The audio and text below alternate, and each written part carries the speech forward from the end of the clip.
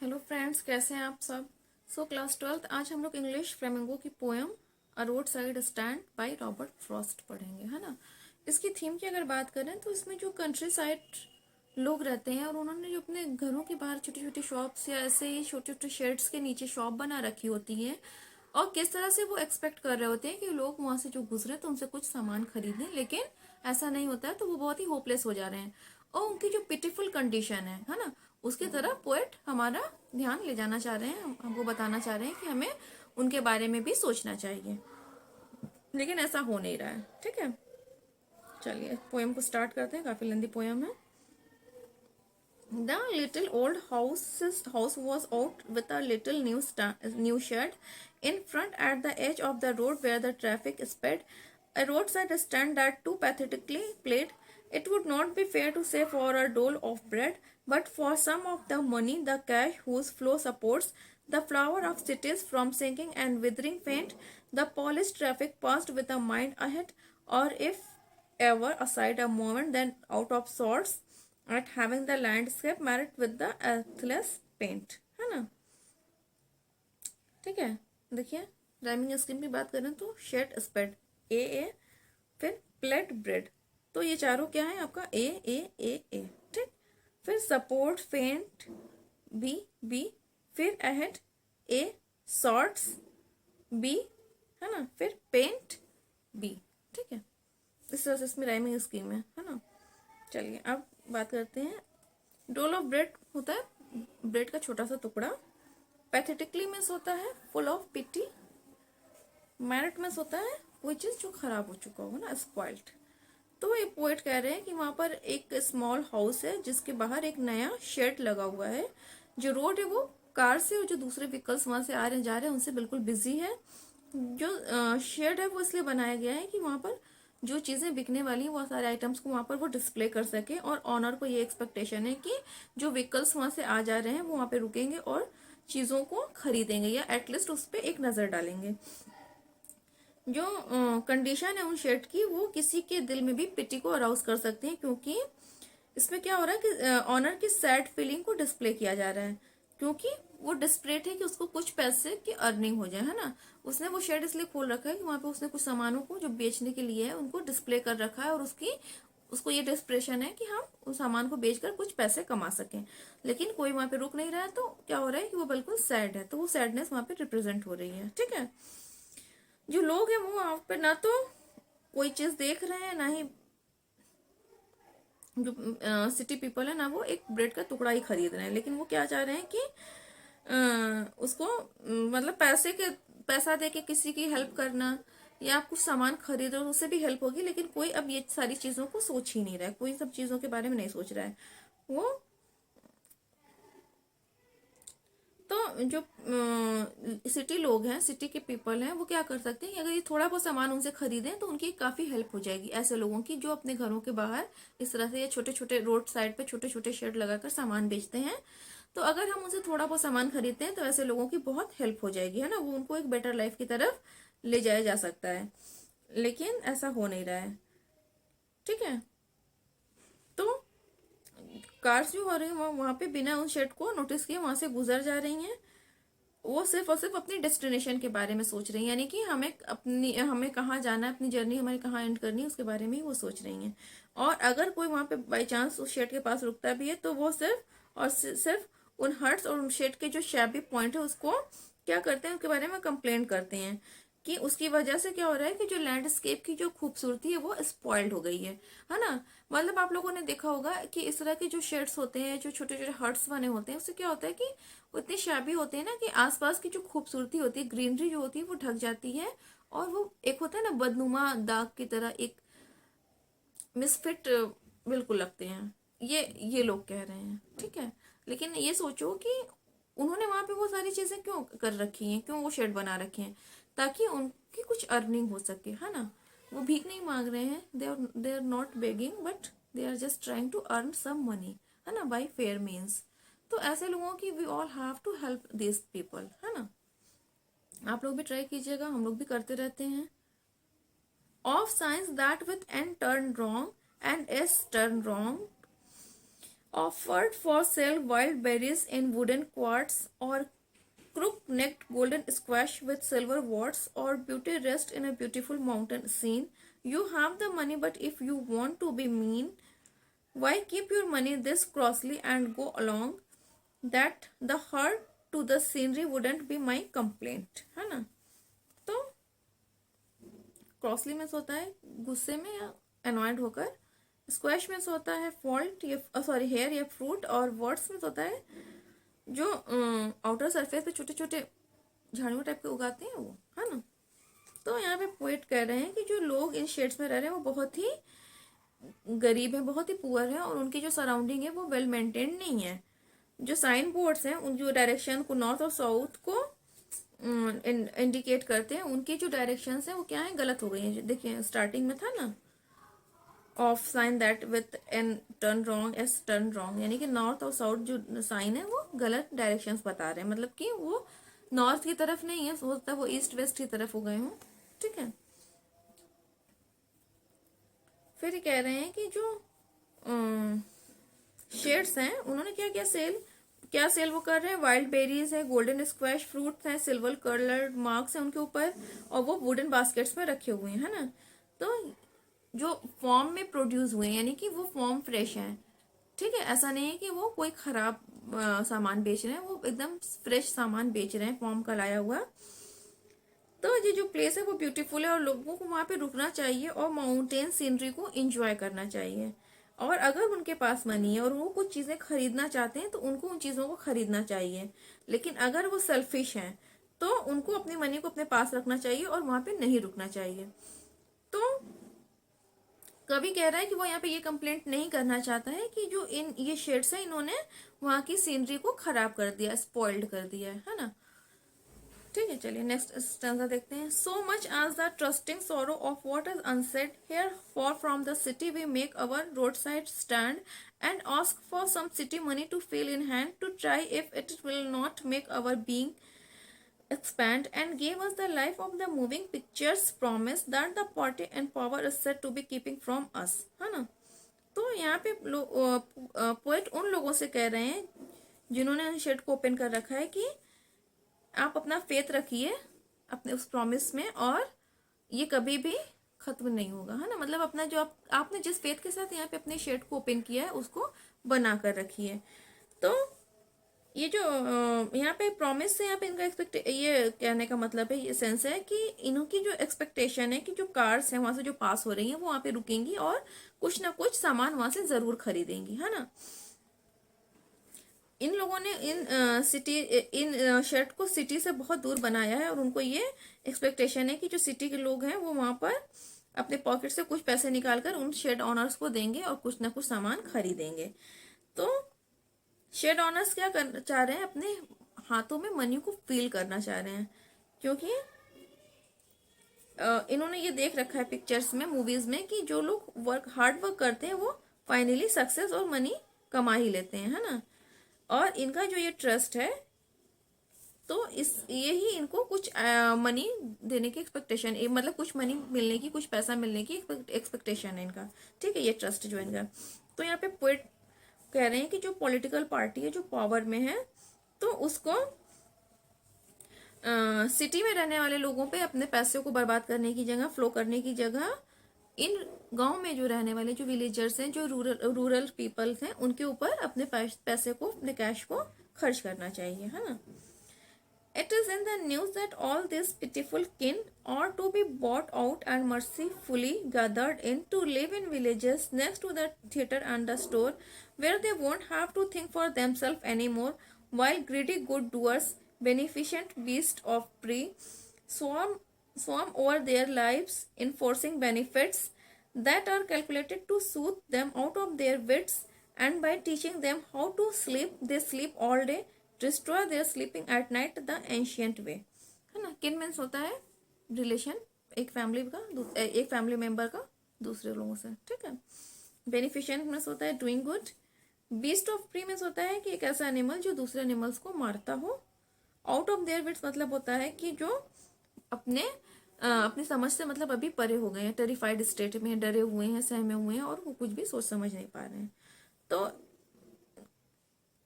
ऐसा सुनने में आ रहा है कि ये जो शेड्स हैं और ये जो हट्स हैं ये बहुत जल्दी गवर्नमेंट इनको खरीद लेगी और ये सारे लोगों को विलेजेस में रिलोकेट कर देगी, यानी कि उन लोगों को उठाकर विलेजेस में भेज देगी। तो उनके जो हाउसेस हैं वहां पर क्या बन जाएगा, उनके हाउसेस के पास मूवी थिएटर और ग्रोसरी स्टोर्स होंगे और वो लोग बहुत खुश होंगे और अब उनको अपने फ्यूचर के बारे में परेशान होने की ज़रूरत नहीं रहेगी। फिर पोइट कह रहा है कि जो ऐसे लालची जो गुड डूअर्स होते हैं ये क्या करते हैं, ये बेनिफिशिएंट बीस्ट होते हैं, यानी कि मौके का फ़ायदा उठाने वाले लोग होते हैं। ये लोग ऐसा दिखाते हैं कि वो अच्छे काम कर रहे हैं, लेकिन सिर्फ ये क्या होते हैं, सिर्फ और सिर्फ ग्रीडी होते हैं, लालची होते हैं और ऐसे एनिमल्स होते हैं जो शिकार करते हैं, जो ये दिखाते हैं कि वो लोगों का भला कर रहे हैं, है ना, लेकिन रियलिटी में क्या होता है कि वो उनको डिस्ट्रॉय कर रहे होते हैं। ऐसा बहुत सारी मूवीज में देखा होगा आप लोगों ने कि बसी बसाई बस्तियों को, जगहों को वो लोग क्या करते हैं, खाली करके अपने फायदे के लिए वहां के लोगों की लाइफ को डिस्ट्रॉय कर देते हैं। प्रॉमिस करते हैं कि हम आपको दूसरा प्लेस, दूसरा घर देंगे, लेकिन ऐसा कुछ नहीं होता रियलिटी में। वो सिर्फ और सिर्फ वहां पे क्या करते हैं, मल्टीप्लेक्स बनाते हैं, मल्टी स्टोरीड बिल्डिंग्स बनाते हैं और सिर्फ अपने फायदे के लिए उसको यूज करते हैं। तो आप किसी से उसका घर छीनते हो तो उसके लिए उसको कितना तकलीफ होगी। ये अपने फायदे के लिए सिर्फ और सिर्फ उसका भला करने का ढोंग करेंगे कि हम तुम्हें यहाँ से उठा के एक अच्छी जगह पे भेज रहे हैं, लेकिन उसके कॉन्सिक्वेंसेस को वो बिल्कुल एकदम साइडलाइन कर देते हैं। ठीक है, तो जो रिच पीपल होते हैं, जो पॉलिटिशियंस होते हैं, वो यहाँ पे as a greedy good doers की तरह डिस्क्राइब किए गए हैं, क्योंकि ये बेनिफिशिएंट बीज हैं। वो सिर्फ और सिर्फ दिखाते हैं कि वो इन गरीब शेड ऑनर्स का भला कर रहे हैं, लेकिन रियलिटी में ऐसा कुछ भी नहीं है ना, रियलिटी में ऐसा कुछ भी वो नहीं करते हैं। वो क्या करते हैं कि उनकी लाइफ को फोर्सफुली उनको ऐसे बेनिफिट्स देने का वादा करके उनको पूरी तरह से वेल प्लान करते हैं और इन लोगों को एक कंफ्यूजन में डाल देते हैं, है ना। मतलब उनको ये दिखावा करते हैं कि हम आपकी लाइफ को बेटर कर देंगे, उनको कंफ्यूज करते हैं और उनकी जगह छीन लेते हैं, हड़प लेते हैं और उसको अपने फायदे के लिए यूज करते हैं। तो ये जो गरीब लोग हैं, क्योंकि जो गरीब होते हैं ना, जो बहुत ज्यादा गरीब हैं, वो सिर्फ और सिर्फ अपने पेट को भरने में ही लगे रहते हैं, वो कुछ सोच समझ ही नहीं पाते, उनको सिर्फ और सिर्फ रोटी खाना ही दिखाई दे रहा होता है। तो इनको बहुत ही इजिली ये लोग क्या करते हैं, अपने फायदे के लिए यूज करते हैं, है ना। तो ये लोग समझ ही नहीं पाते हैं कि उनके लिए क्या भला है, क्या हार्मफुल है। और ये जो सेल्फिश पीपल है, ये इन गरीब लोगों को बताते हैं कि वो अब रिलैक्स कर सकते हैं, लेकिन रियलिटी में क्या होता है कि वो खुद पूरा दिन सोते रहते हैं और वो उनकी रातों की नींद हराम कर देते हैं, तबाह कर देते हैं। ठीक है, और ऐसा सदियों से, बहुत टाइम से चला आ रहा है, यानी कि पास्ट में भी हमने इस चीज को देखा हुआ है कि किस तरह से लोग अपने फायदे के लिए गरीबों की लाइफ को डिस्ट्रॉय करके अपना खुद तो सुकून से सो रहे हैं, लेकिन उनकी तो रातों की नींद भी छीन ली है। यानी कि जो अमीर हैं, जो पॉलिटिशियंस हैं, वो दिन में भी सुकून से सो रहे हैं, आराम कर रहे हैं, लग्जरियस लाइफ को एंजॉय कर रहे हैं, और जो बेचारे गरीब हैं उनकी रातों की भी नींद हराम हो गई है। मतलब कहने का यहाँ पे ये है कि हमारे लिए रात की नींद बहुत ज्यादा इंपॉर्टेंट है, वो हमारी लाइफ का क्या है, एक नेसेसरी पार्ट है। हम सोते ही हैं, सोते रात में, दिन में हम सोए नहीं सोए, रात में तो हम सब सोते हैं। तो ये जो रिच और पॉलिटिशियंस हैं, ये तो दिन में भी सो रहे हैं, रात में तो सो ही रहे हैं। दिन में भी इनको आराम मिल रहा है, सुकून मिल रहा है, चैन मिल रहा है, लेकिन ये जो बेचारे गरीब लोग हैं, इनकी रातों की नींद भी इन लोगों ने छीन ली है। ठीक है, नेक्स्ट स्टैंजा देखते हैं। Sometimes I feel myself I can hardly bear the thought of so much childish longing in vain, the sadness that lurks near the open window there, that waits all day in almost open prayer for the squall of brakes, the sound of a stopping car, of all the thousand selfish cars that pass, just one to inquire what a farmer's prices are, and one did stop but only to plow up grass in using the yard to beg and turn around, है ना। तो यहाँ पे poet कह रहे हैं कि जो इन शेड ओनर्स की जो चाइल्डिश डिजायर है, जो किडिश डिजायर है, वो बेकार है ना, यूजलेस है। ठीक है, वो पोएट कह रहे हैं कि हम उनकी सैडनेस को टॉलरेट नहीं कर सकते हैं, जो उनकी विंडो, जो शेड की जो विंडोज है जो खुली हुई है, वो जो सैडनेस वहां से उनको देखने को मिल रही है, उसको वो पोएट टॉलरेट नहीं कर पा रहे हैं, है ना। कि वो किस तरह से अपनी खिड़कियां खोलकर किसी एक कार के लिए वेट करें कि वो वहां पे रुके और कोई सामान उनसे खरीदे, है ना। वो पूरा पूरा दिन वहां पर वेट कर रहे होते हैं वो क्या कर रहे होते हैं कि वो प्रेयर कर रहे होते हैं कि कोई तो उनका सामान खरीदने के लिए कोई तो खरीदार आ जाए, कोई तो बायर आ जाए जो उनके सामान को खरीदे, उनके गुड्स को खरीदे। तो कभी कभी जो उनकी ये प्रे होती है कि कोई व्हीकल्स वहां पे स्टॉप करे, ब्रेक्स ले, और वो कभी कभी सुनते भी हैं कि कुछ कार्स जो है वहां पे रुक जाती हैं। और ऐसे जो कारें होती हैं, जो कार्स होती हैं, वो बेसिकली उसमें सेल्फिश पीपल ही होते हैं, है ना। और कभी कभी जो रुकती भी हैं तो वो जो फार्मर्स वहां पे जो रह रहे हैं, वो जो सामान जो भी ग्रेन उगा रहे हैं उसका प्राइसेस वो पूछते हैं। और कभी कभी कोई कार वहां पे रुकती है तो सिर्फ वो क्या करती है कि जो वहां पे जो ग्रास है उसको डिस्टर्ब करती है, और फिर कार को बैक करके टर्न होके वापस आगे बढ़ जाती है ना। बेसिकली इनके कहने का मतलब है कि जो रोड साइड पे जो शेड्स हैं वहां पे लोग सामान नहीं खरीदते हैं, बस आते हैं और चले जाते हैं। इवन कि कुछ तो रुकते भी नहीं है, बहुत रेयर होता है कि कोई वहां पे स्टॉप करे। And another to ask the way to where it was bound, and another to ask could they sell it a gallon of gas. They couldn't this costly, they had none, didn't it see. No, in country money the country scale of gain, the requisite lift of spirit has never been found, or so the voice of the country seems to complain. I can't help owning the great relief it would be to put these people at one stroke out of their pain. And then next day as I come back into the scene, I wonder how I should like you to come to me and offer to put me gently out of my pain, है ना।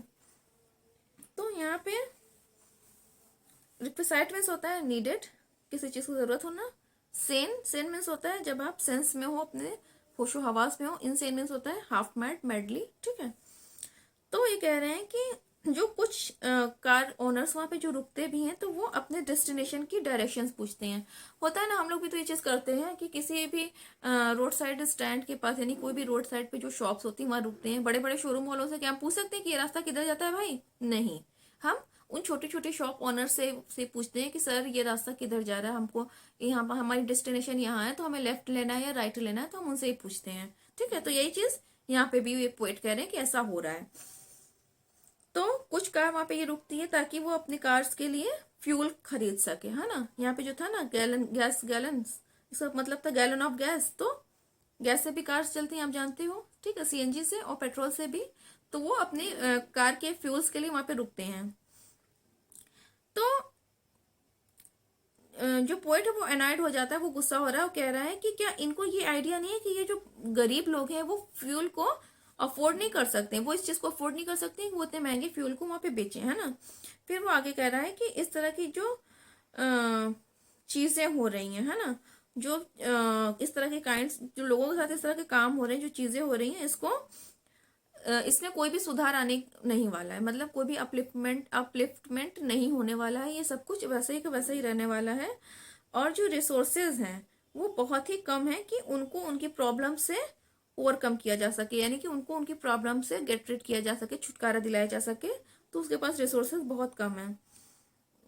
तो poet का कहना है कि इनकी जो situation है, जो पिटीफुल सिचुएशन है, ये डिमांड कर रही है कि कोई एक ऐसा सॉल्यूशन हो जो उनको एक ही बार में उनकी प्रॉब्लम से क्या कर दे, छुटकारा दिला दे। बेसिकली यहाँ पे पोइट ये कहना चाह रहा है कि मैं क्या करूं, इन सबको एक ही झटके में मार डालूं, है ना। और जब दूसरे दिन मुझे होश आया, देखिए लास्ट लाइन देखिएगा, अरे सॉरी लास्ट लाइन नहीं, थर्ड नीचे से थर्ड लाइन देखिए। And then next day as I come back into the sane, I wonder how I should like you to come to me and offer to put me gently out of my pain, है ना। मतलब कि जब मैं सारे लोगों को मार के उनको उनके पेन से छुटकारा दे दूं, और दूसरे दिन जब मैं वापस अपने होशो हवास में आऊं, तो फिर मुझे इस बात की हैरत हो कि मुझे तुम्हारे पास आना चाहिए और मुझे ये कहना चाहिए कि मुझे मेरे पेन से निकाल दो।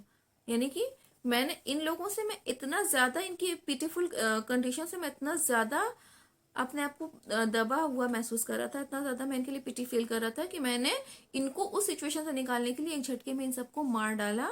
और जब दूसरे दिन मुझे होश आया मैंने ये क्या कर डाला, तो मैं अपने उस काम को क्या करूंगा, फिर उसको, अपने उस सिन को, अपने उस क्राइम को मैं ओवरकम करने के लिए किसी ना किसी के पास जाऊंगा, उसको हील करने के लिए। तो पोएट यही चीज कह रहे हैं, ठीक है। तो ये कह रहे हैं कि उनकी सारी प्रॉब्लम्स को एक ही झटके में वो खत्म कर दें। और फिर जब वो कह रहे हैं कि नेक्स्ट डे पोएट को लगता है कि जब वो सब कुछ रियलिस्टिक होगा, वो एक्सपेक्ट करेगा कि जो रिच है वो वापस आएंगे और उनको उनकी प्रॉब्लम्स एक ही झटके में खत्म कर देंगे। तो वो प्रॉब्लम्स को कैसे एक झटके में खत्म करेंगे, वो डेथ ही होगी, है ना, यानी मौत ही होगी। कहते हैं ना कि मौत सभी प्रॉब्लम्स का क्या है, एंड है।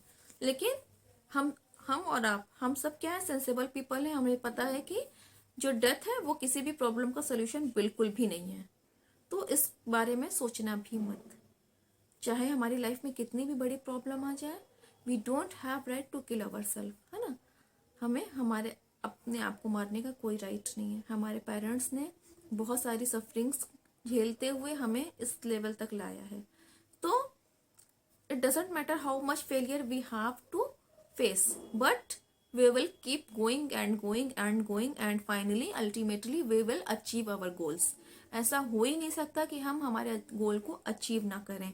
तो मैं अपने स्टूडेंट से बार बार कहती हूँ, बी पॉजिटिव, बी स्पिरिटफुल, है ना, be competitive and try to do your best, and I know you all are the best. Clear. तो बिल्कुल भी इस पोएम को पढ़कर, जो स्पेशली जो ये लास्ट में इन्होंने जो कहा है, वो मेरे वर्ड्स नहीं है। मैं आपको बस आपको मैं बता रही थी कि इनका ये कहना है कि सारी प्रॉब्लम्स का एंड क्या है, डेथ है ना। मतलब ये उस चीज को देखते देखते इतने अनॉयड हो गए कि इनको ये लग रहा है कि इन सबको मारकर एक झटके में इस पेन से छुटकारा दे देना चाहिए। लेकिन आप लोग ऐसा काम बिल्कुल नहीं सोचेंगे, एकदम भी माइंड में इस चीज को रखना ही नहीं है। ठीक, ये सिर्फ और सिर्फ इनके व्यूज है, हमें उनके व्यूज को बस लिखना है आंसर में। क्लियर। चलिए, तो यहाँ पे देखिए पर्सोनिफिकेशन का यूज हुआ है ए रोड साइड स्टैंड को। इसमें यहाँ पे रोड साइड स्टैंड को क्या दिखलाया गया है, जो लोगों की पिटीफुल कंडीशन है, उनका जो सोरो है, दुख है, उसको यहाँ पे पर्सोनिफाइड किया गया है रोड साइड स्टैंड के रूप में। ठीक है। अब अगर हम बात करें क्वेश्चन आंसर्स की, है ना, तो इसमें देखिए कुछ जो कोई इंपॉर्टेंट क्वेश्चन आंसर्स होंगे वो आपको पता है कि पोएम की जो टेक्स्ट है उस पर बेस्ड ही क्वेश्चन होंगे। तो अगर हम लोग थोड़ा थोड़ा टेक्स्ट पे पढ़ेंगे तो भी समझ में आ जाएगा। जैसे स्टार्टिंग में इन्होंने कहा कि जो रोड साइड जो स्टैंड्स हैं, है ना, उनकी क्या कंडीशन है, उनके जो ओनर्स हैं वो क्या एक्सपेक्ट कर रहे हैं, उनको रिटर्न में क्या मिल रहा है और इसका साइड इफेक्ट क्या पड़ रहा है उनके ऊपर। फिर आगे जाकर पोएट ने ये क्यों कहा कि जो डेथ है वही अल्टीमेट सॉल्यूशन है उनकी प्रॉब्लम्स का, जो वन गो में, यानी कि एक ही झटके में उनको उन सारे पेन से, उन सारे प्रॉब्लम से ओवरकम कर देगा, है ना, निकाल देगा। तो इस तरह से 2-3 क्वेश्चन को मिक्स करके एक लॉन्ग क्वेश्चन बन सकता है। और ये जो पोएम है, इसकी जो थीम है कि किस तरह से पोएट ने उनकी पिटीफुल कंडीशन को यहाँ पे डिस्क्राइब किया, उसके थ्रू वो क्या मैसेज कन्वे करना चाह रहे हैं, इन्हीं सारी चीज़ों को मिक्स करके 1 या 2 क्वेश्चन अगर आपका आएगा लॉन्ग में, तो मैंने बार बार बताया हुआ है कि आप उसको पैराग्राफ वाइज लिखिएगा। और अगर टेक्स्ट आपको अच्छे से क्लियर है तो आपके माइंड में कोई डाउट नहीं होगा, आप इजिली कोई भी क्वेश्चन आएगा उसको डील कर लोगे, है ना। इंपॉर्टेंट क्वेश्चंस में अगर बात करें तो जो इसका मेन मीनिंग है कि किस तरह से जो पोएट है वो इनकी पिटीफुल कंडीशन से खुद को एकदम रिलेट कर रहा है, किस तरह से वो अफेक्टेड हो रहा है और उससे ओवरकम होने के लिए उसने क्या सॉल्यूशन दिया है। ठीक है, तो मैंने बता दिया पूरा डिटेल में आप लोगों को। अब मेरे हिसाब से आप लोगों को कोई भी डाउट नहीं होगा इस पोएम में। चलिए फ्रेंड्स, मिलते हैं नेक्स्ट वीडियो में। चैनल को सब्सक्राइब कर दीजिएगा, बेल आइकन को प्रेस कर दीजिएगा ताकि आप लोग नोटिफाइड होते रहें। नेक्स्ट वीडियो में मिलते हैं, तब तक bye bye and best of luck.